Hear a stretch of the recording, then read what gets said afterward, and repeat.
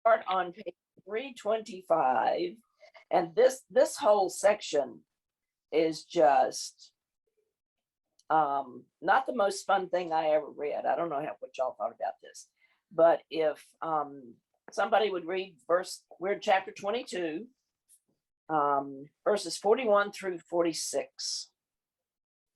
I'll do Okay. it.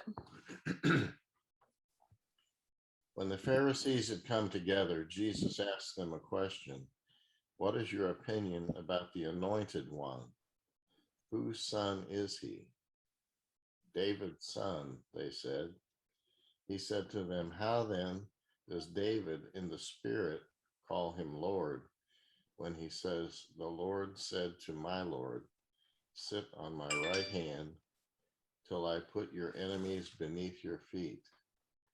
If David calls him Lord, how is he his son? And no one was able to give him any answer. And from that day, no one any longer dared to ask him a question.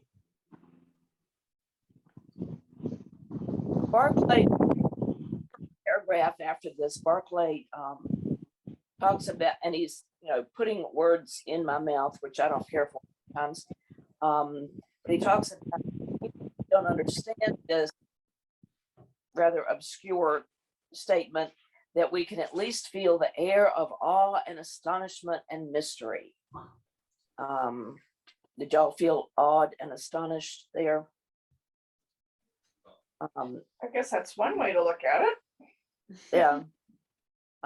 He says this ties in with, and we've talked about this before, how Jesus did not want his followers to proclaim him the Messiah until he had taught them what Messiahship meant.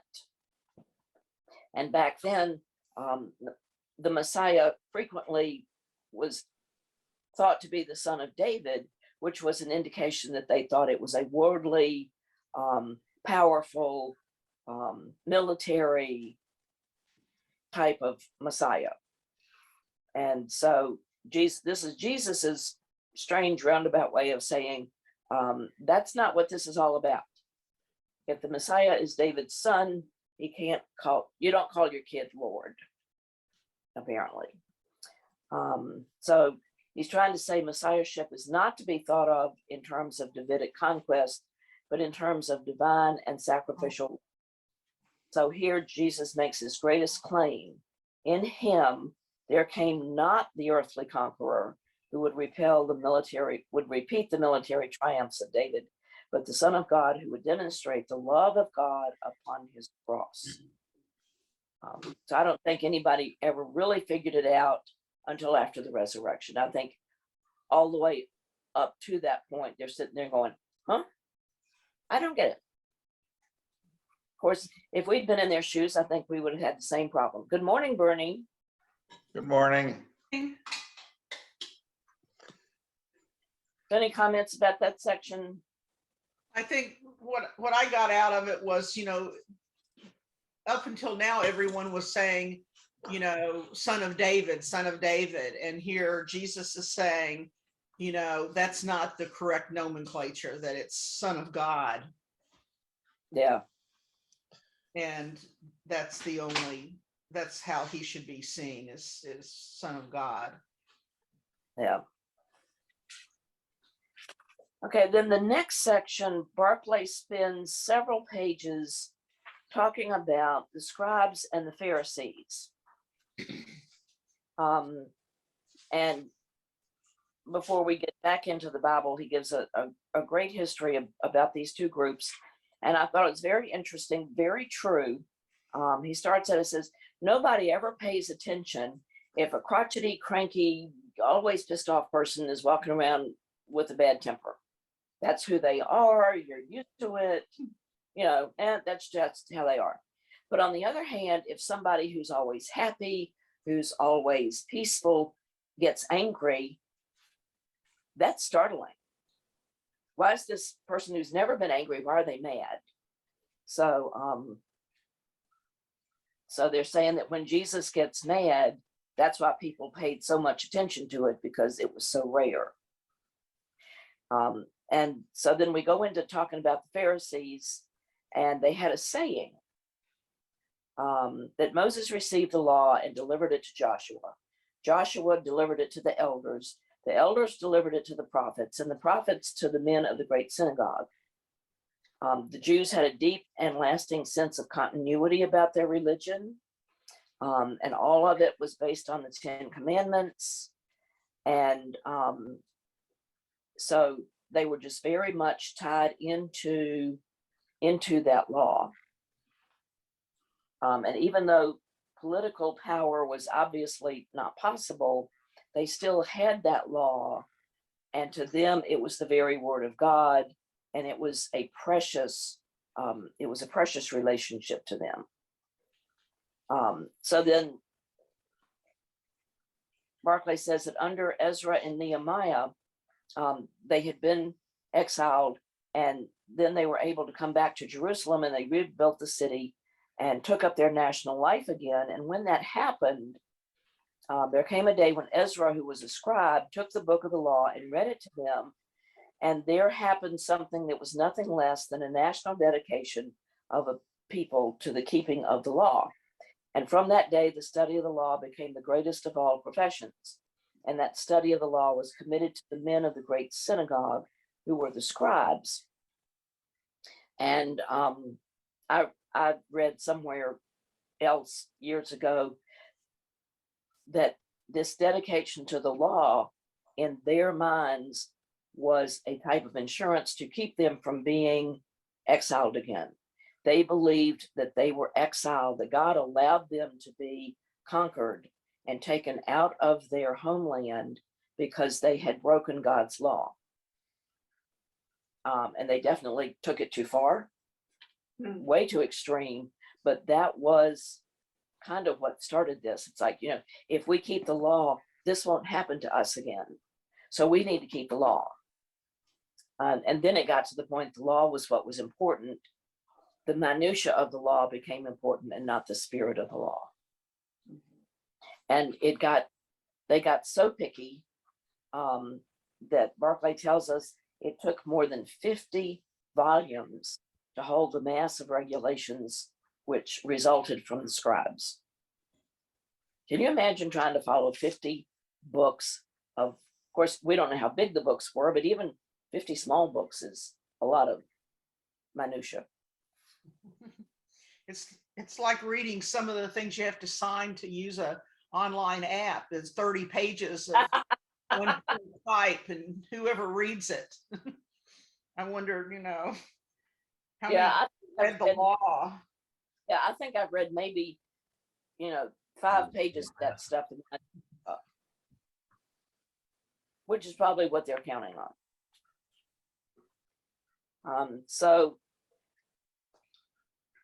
all of what I was talking about took place about 450 when they came back to Jerusalem and dedicated the law. That was about 450 BC, but not until about 175 BC that we had Antiochus Epiphanes of Syria made a deliberate attempt to stamp out the Jewish religion. And then the Pharisees arose as a separate sect. And the word Pharisees means separated ones. So they kept separate from everybody else because keeping up with all these laws was pretty much a full-time effort. They had nothing else to do. And Barclay tells us that there were never a lot of them. We hear so much about them in the Gospels. As a kid, I remember thinking, well, gosh, all the Jews must have been Pharisees. But he says that there were never more than about 6,000 of them. And that was, so first of all, they were dedicated legalists. Religion to them was the observance of every detail of the law. And when I read that sentence, I thought, I can remember, and they still exist today, but as a kid, I was not growing up in the most conservative of Baptist churches, but that's what Baptists were like when I was a kid. You had to keep all the little bitty rules. You can't do this, you can't do that, you must do this. And Stuart's over there shaking her head. she grew up the same way. That religion was the observance of the rules. Mhm. And I don't remember hearing many sermons about how to live, how to be a better person, how to love. It was, you do this, you don't do this, and you have to believe that. And if you don't believe that, If you didn't, you were going to hell in a handbasket. right. Hmm. Well, Bernie had the same thing, but every Friday he got a go get free card, right? That's right. I had get out of jail free cards anytime I wanted to use them. Yeah, and I can remember my mother's less than favorable comments about the Catholics, because we had to drive by. There was a Catholic church between my grandmother's house and the church that I went to. And frequently on Friday night, Mama would make some comments about, those Catholics are in there being pious, and then they're going to go out tomorrow and get drunk. And I could see the car going a little bit this way when they went around the church. Well, we were told to be happy. We're supposed to be happy.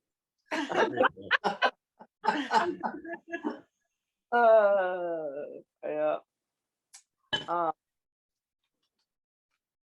So, one part that I skipped, going back to the scribes and how they got so picky, and I see us being just as picky. It must be human nature. One of the 10 Commandments says to keep the Sabbath day holy. So how do you do that? Well, you don't work. Well, what's work? Mhm. And it started there, because what's work to me might be fun to Kathy, Mhm. and vice versa. Her hobby, her fun was taking care of bees, and I helped her with it one day, and that was work. It was hot and sweaty, but and I got a bee in my bonnet. But I didn't get stung. You were very fond of it. Yeah. It was an interesting experience. It was. And then the second thing about Pharisees to remember is that they were men in desperate earnest about their religion, for no one would have accepted the impossibility and possibly demanding task of living a life like that unless he had been in the most deadly earnest. So they could develop at one and the same time all the faults of legalism and all the virtues of complete self-dedication. So a Pharisee might either be a dry or arrogant legalist, or a man of burning devotion to God. Mhm. Mhm. And you can see that in other, like in the monasteries, you see that, Mhm. that there are monks who are incredibly kind and generous. And then there are others that are like, boom, boom, boom, follow the rules, boom, boom, boom. Yeah. Yeah, we had a board meeting several weeks ago and got into what I considered a ridiculous conversation about whether a particular motion needed a second. And it got heated, and it was going back and forth and back and forth, and we were wasting all kinds of time on whether this motion needed a second. And finally, I just raised my hand and seconded it. They never did figure out if they needed it, but I seconded it. Get on with it. That took care of that. Now, the next little section, I thought Barclay got this out of the Talmud, and the Talmud distinguishes 7 different kinds of Pharisees. I've never seen this. Have any of y'all seen this? 7 different types. So you have the shoulder Pharisee, and he's one that was, he wore his good deeds on his shoulder. He wanted to make sure everybody saw what he did. And then my favorite, there was the wait a little Pharisee, who always had an excuse to not do what he was supposed to. Then you had the bruised or bleeding Pharisee, and they were bruised and bleeding because they kept their eyes averted to avoid looking at a woman. Jewish men were not supposed to speak to women who they weren't related to. And so the Pharisees, in an effort to really take this to the nth degree, just walked around looking at the ground. So they ran into things, so they were bruised and bloody. And then you have, it gets even more extreme. There was they had the pestle and mortar Pharisee, or they were also called Humpback Pharisee or the tumbling Pharisee. They walked in such ostentatious humility that they were bent over like a hunchback. And so they tripped over everything. And then you have the ever reckoning or compounding Pharisee, who was ever keeping account. I thought, this is where the accountants are. They're keeping a list of how much good they've done, because the more good they do, the more God owes them. So they were keeping a ledger. And then you had timid or fearing Pharisees, who were always afraid of divine judgment. And then the good one, all of those were bad Pharisees. And then the good one was the God-fearing Pharisee, who really truly loved God and found his delight in obedience to the law of God, however difficult it might be. So this is the Jews' own way of classifying Pharisees. These are, They missed one. What'd they miss, Bernie? The my way or the highway Pharisee. They did. They missed that one. It sounds like a joke. I think it was my father. yeah, it does sound like a joke, because I'm like, I wonder if this was Barclays? No, he says, The Talmud. yeah, at the very top of page 330, Yeah, the Talmud I know. distinguishes 7 different kinds. Yeah, I thought it was Barclay at first too. And then when I went back and read it the second time, I went, uh-oh, this isn't Barclay. I can't help but wonder if the Pharisees were really that small a proportion of Judaism. Why were they such key figures in all the Gospels? Because what I'm not clear about is how much power do they really have within the synagogues and the temple? How much power do they really have? That's a good question. I'm wondering, and this is just me speculating, do we hear about them a lot because they made a point of going after Jesus? And they left everybody else alone, but this guy was different, so they went after Jesus. And therefore, they're in the Gospels a lot, even though there weren't many of them, and the rest of the Jews. Maybe they were the most vocal. Right. Okay. Because they see this guy breaking all the rules. We're doing it in a different way. Yeah. Yeah. Well, at the beginning of 22, chapter 22, they're the ones that came to him and said, whose authority do you have to do these things? And that's where all of Jesus's teaching and these parables come up, where he's basically attacking them. And then they come back and attack him, with their accusations. And then he asked this last question about who is the Messiah, and they say son of David. And so he gives his last thing. And then in chapter 23, we're going to have an angry Jesus hitting back at these Pharisees. And it's like 5 times he says, alas for you, scribes and Pharisees, and really is spending the whole chapter 23 criticizing these people. So I think it's a good thing that Barclay is kind of giving us an overview of who the scribes and Pharisees are right now, to prepare us for maybe some of the things Jesus is going to be saying in chapter 23. Yeah, because this next section is just, he's really going after him. So with that segue, would somebody read chapter 23, verses 4? I can do that. Oh, okay, Kathy. No, go ahead, Susan. Okay. Then Jesus said to the crowds and to his disciples, the scribes and Pharisees sit on Moses' seat. Therefore, do and observe everything they tell you, but do not act as they act, for they speak, but they do not do. They bind burdens that are heavy and hard to bear and place them on men's shoulders, but they themselves refuse to lift a finger to remove them.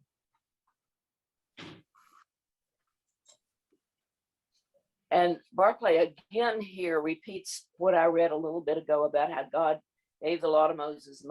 Moses gave it to Joshua, and blah, blah, blah, blah, blah. So Barclay makes a point. I thought this was kind of strange. He said, it must not for a moment be thought that Jesus is commending the scribes and Pharisees with all their rules. Basically, what he's saying is, where are you going with this?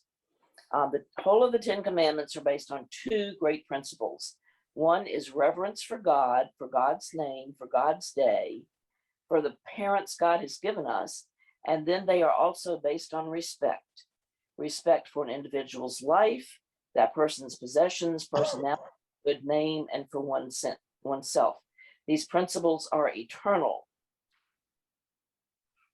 And according to the scribes and Pharisees, they teach reverence for God, but their outlook on religion had turned it from a thing of joy to a huge, huge burden. Yeah, and back in 22, they had asked him, what is the greatest commandment? And Jesus repeats those two, love of God and love of your neighbor. Right. And they had just nitpicked it to death. Okay. Kathy, you want to read the verses 5 through 12? Okay. They perform all their actions to be seen by men. They broaden their phylacteries. They wear outsized tassels. They love the highest places at meals and the front seats in the synagogues and greetings in the marketplace, and to be called rabbi by men. You must not be called rabbi, for you have only one teacher, and you are all brothers. Call no one upon earth father. You have one Father, your Father in heaven. Nor must you be called leaders. You have one leader, Christ. He who is greatest among you will be your servant. Anyone who will exalt himself will be humbled, and whoever will be humbled himself will be exalted. Okay, so then Barclay just goes through and basically translates this into slightly more modern English. Now, And what I have a problem when it says you have but one leader, Christ. I mean, was he called Christ then? Is he calling I himself? was thinking the same. I haven't heard that before. My version says you have one master, the Messiah. Yeah, okay. Right, yeah, because Well, Christ, Christ is Greek for Messiah. right, Greek Yeah. word. yeah, and Okay, well, I feel both better about that then.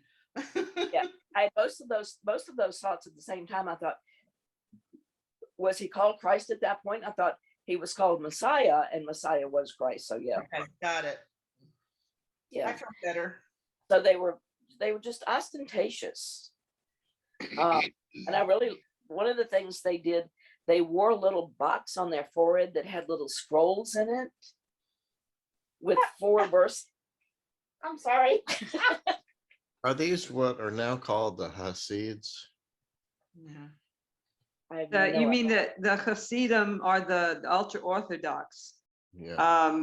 And I don't know if this is true at all, but I have in reading, to me, when I see the term Pharisee, I think of the ultra Orthodox because they truly try to keep every detail of the law, whereas people who call themselves, or I've heard them called Reform Jews, or they'll basically tell you, oh, we don't keep kosher, we don't do this, we don't do that, we don't do blah, blah, blah. So it's the ultra Orthodox are the ones that will, they have the particular dress, they don't shave their beards or cut their sideburns, or they follow the law to the nth degree.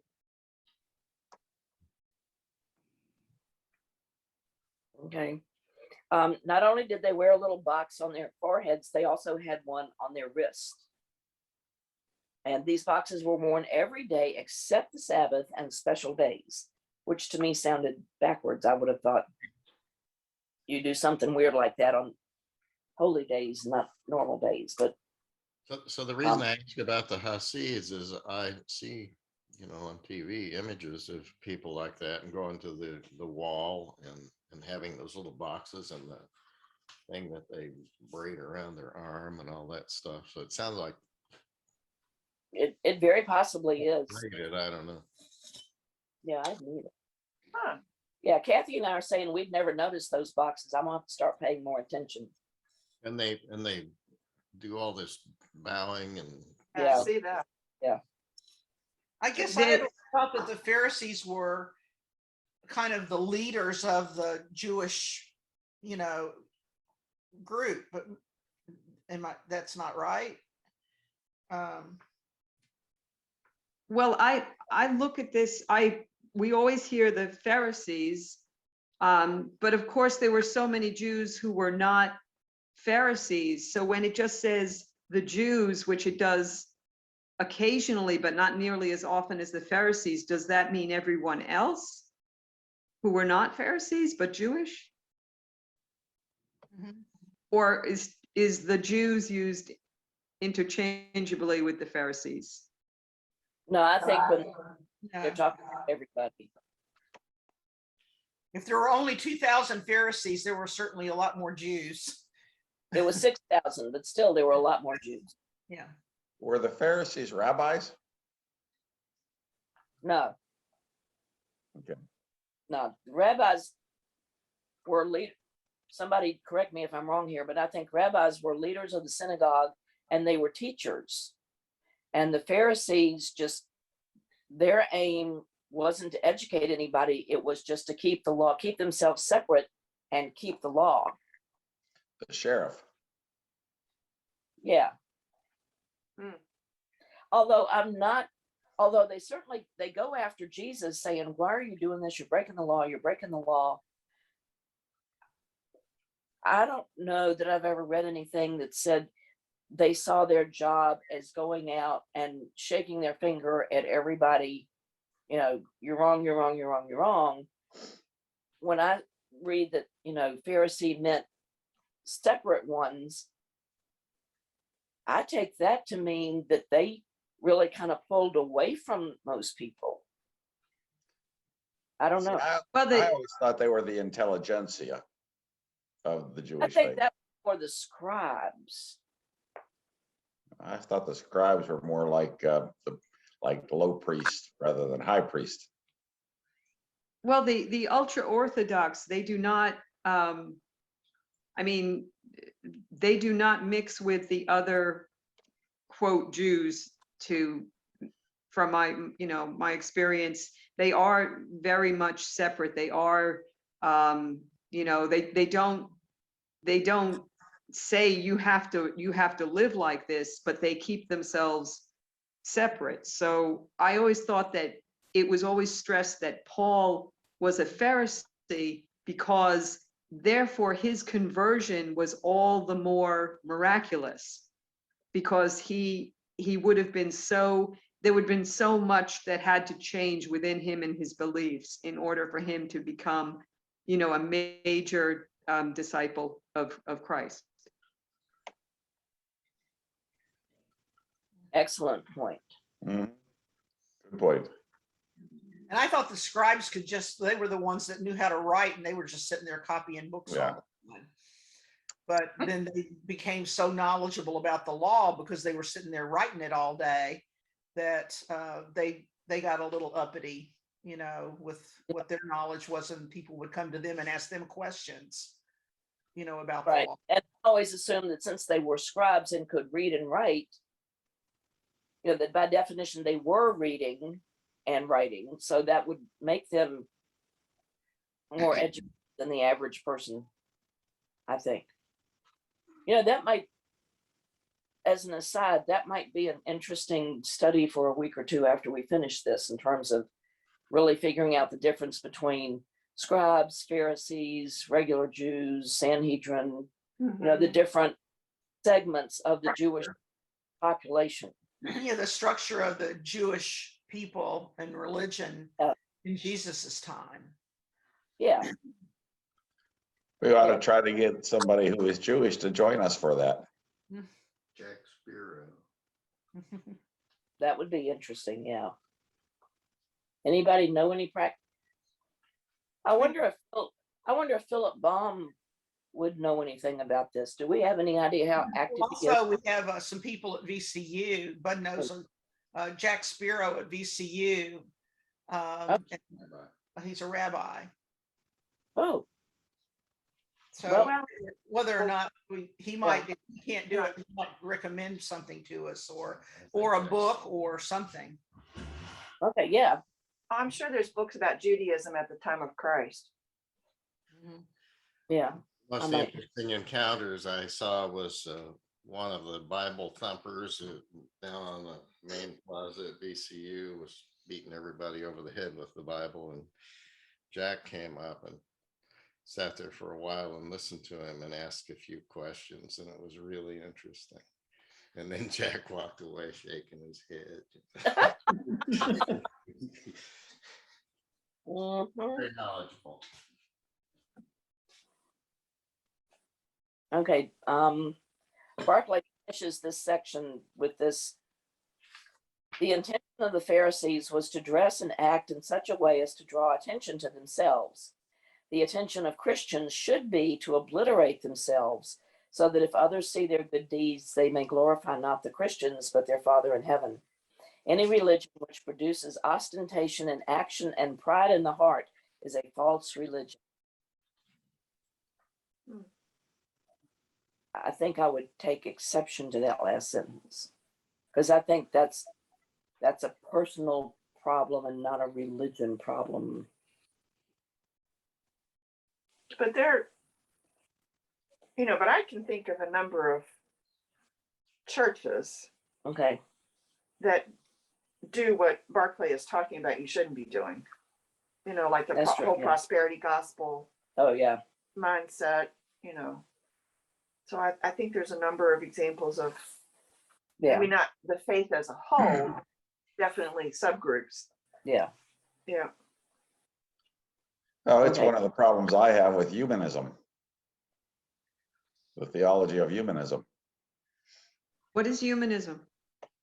Oh, that's where how's the best way to put it? That's where you express your leadership through your good deeds, and you spread your good deeds. And what's the word? I'm looking for a phrase. Leo Biscaglia was a humanist, if you know who he is, and he talked in a very deep religious sense. But the center of your philosophy, your ideology, was yourself and serving God rather than God and you serving him. It's hard to explain. You'd have to listen to about 10 or 15 different orations by these people. And it's a past thing. It was more popular in the 70s and 80s and maybe even into the early 90s. But it really was an outgrowth of the return to Jesus Protestant movements of the early 70s. Remember the program, I Will Follow Him? One of those programs. Yeah. There were a bunch of national programs that evolved at the same time that brought forth the independent Christian faith, the Alliance of God, the Christian Missionary Alliances, and all those different independent type churches.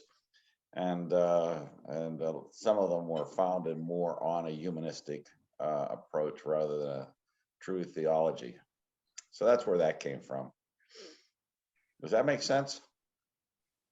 yeah. Yeah. At one point had a couple of books by Biscaglia. I had heard that name or thought about him for a long time. Oh, he was a wonderful, wonderful speaker, but you had to cut through to what he was really saying. And it truly, probably about the third or fourth time I heard him speak was when it became pretty obvious that he is an uplifting person and in the way he speaks. But again, the center of your theology isn't God. It's more yourself about serving God. Yeah. So anyway, I'll shut up. Nope. Always, Don't. always enjoy your comments. I gotta get some new light bulbs in here because I am not this flush all the time. So I didn't drink that much last night. But it is a Okay. light. I'll read the next passage.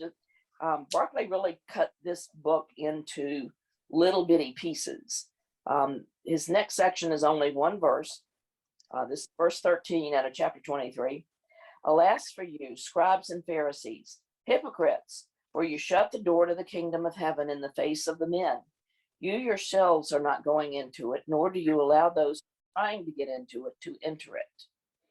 So he's just really, bad mouthing the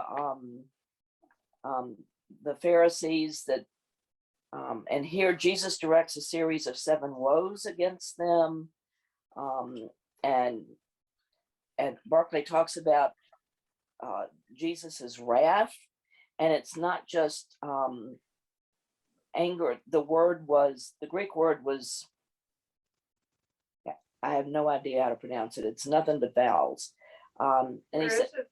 I'm on page 336, OUAI, over to the margin.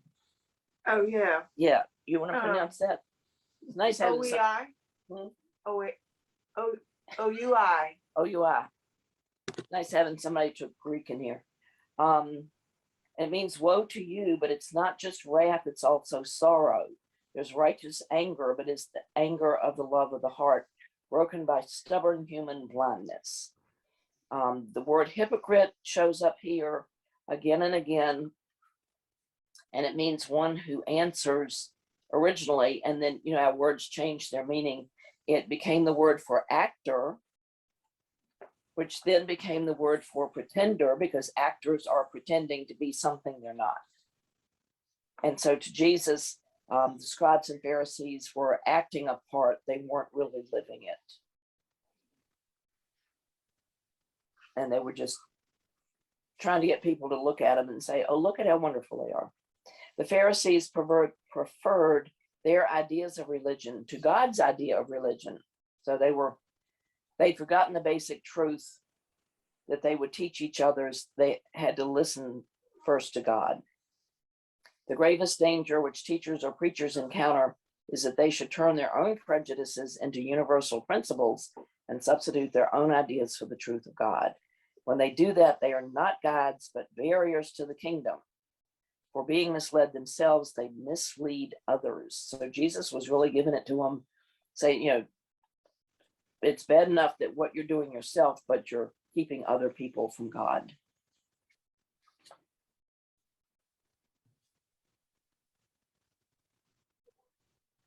And I just realized this, he skips a verse. He skips 14. He skips verse 14. So then he does several pages on verse 15, and I'll read that one because it's short. Alas for you, scribes and Pharisees, for you range over the sea and the dry land to make one proselyte. And when that happens, you make him twice as much a son of hell as yourselves. And he goes on and talks about how in the ancient world, Judaism either attracted people, we've talked before that there were God-fearers who were Gentiles who would come and they liked the idea of one God. They liked the ethics of the Jewish religion. But at the same time, some of what appeared to be very strange practices of the Jews made them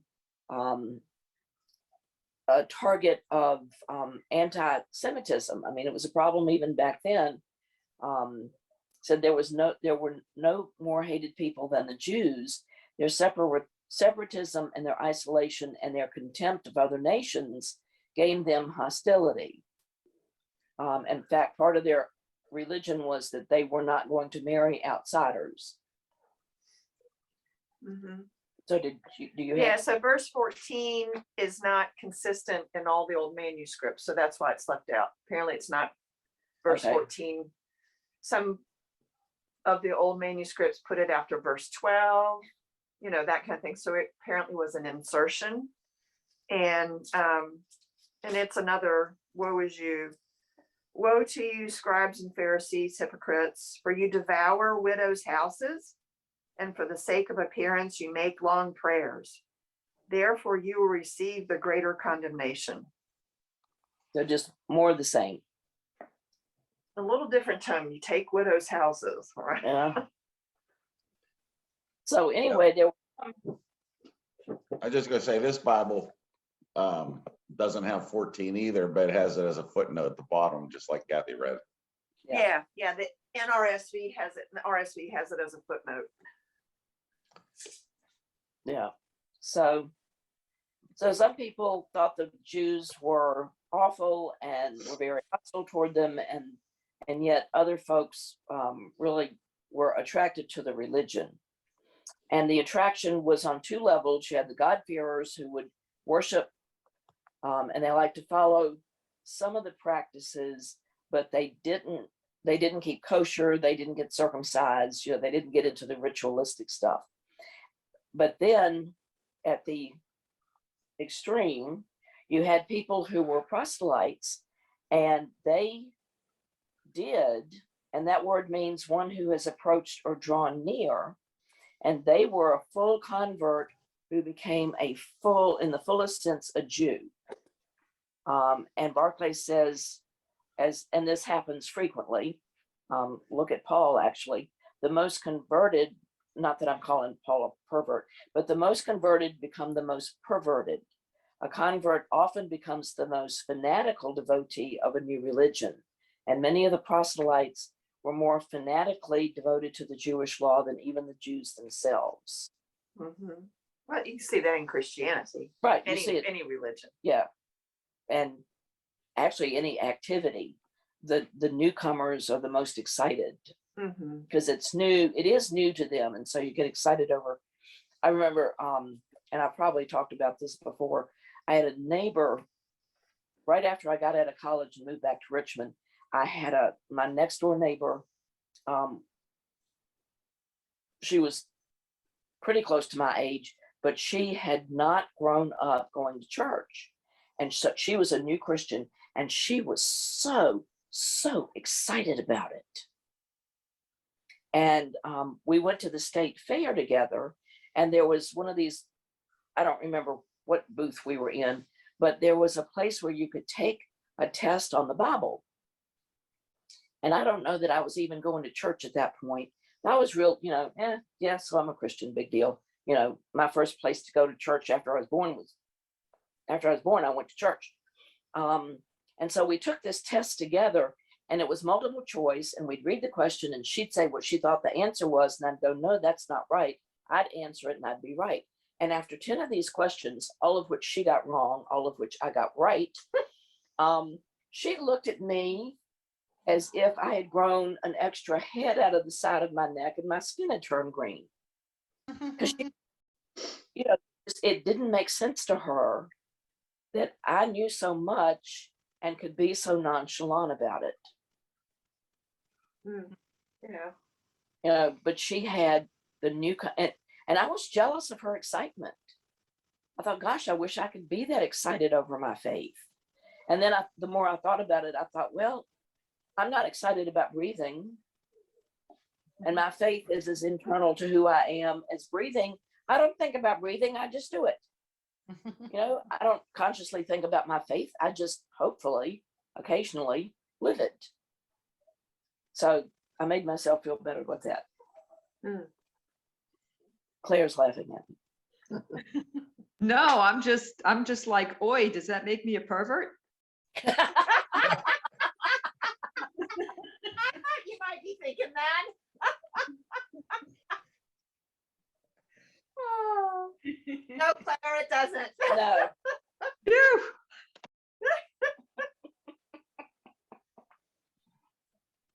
So we didn't see you dancing around the room or, Yeah. that kind of stuff. So you're okay. Yeah. Yeah, you're not doing weird things with Baxter. Mhm. So Jesus's point was that it's not to God that the Pharisees sought to lead people. It was to their own sect of Pharisaism. The greatest of all heresies is the sinful conviction that any church has a monopoly of God or of his truth, or that any church is the only gateway to God's kingdom. And we've all known people or churches, especially in the past, that have said that, thought that. Well, you know, if I can share a kind of a personal note from about 100 years ago, when I decided to go ahead and get baptized at First Christian Church in Fresno, I was kind of bothered a little bit afterwards that there wasn't this earth-shaking, metamorphosis that I went through following the baptism. And in fact, it was a very low-key ritual.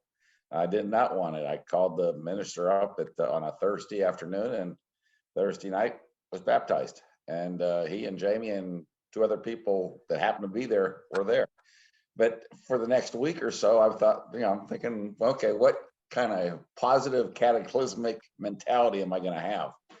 And then it dawned on me that, well, heck, I'm still worshiping and believing in the same God. And so nothing should have changed from a real emotional standpoint. But it took me about a week to figure that out. It's the same God. So Mhm. anyway. Well, it's like any kind of vow, a marriage vow, I mean, you're no different minute one than you are in minute, 1 minute before than you are after, except Oh, legal. I disagree. And don't tell Jamie. I'm sorry, Susan. Just don't tell her. I didn't feel any different. I'm just kidding. Honest, yes, dear. But you're right. You're right. A lot of the language about baptism is you become a new person, and and Oh, you're except most people are about $100,000 poorer after a marriage vow than they were before. yeah, nowadays that's for sure. Well, we didn't have to worry about that. We had $32 and the marriage license, I think, was 30. So we were all set. I don't know how this exactly fits in, but I'm going to share it. Before we got married, we went to pick up our rings from the jeweler, and we went to a Chinese restaurant and had lunch. And we opened up the fortune cookie, and it said, before marriage, keep eyes wide open. After marriage, keep eyes half shut. I like that. Yeah, I think I would have had that framed, enlarged and framed and hung up. I wouldn't have been allowed to. Somewhere. I wouldn't have been allowed to have that hung up. I'm sorry, Kathy, I interrupted. You were saying something. Oh, She was just laughing. I was just laughing with you. Yeah. Okay, I'm thinking we're getting close to running out of time.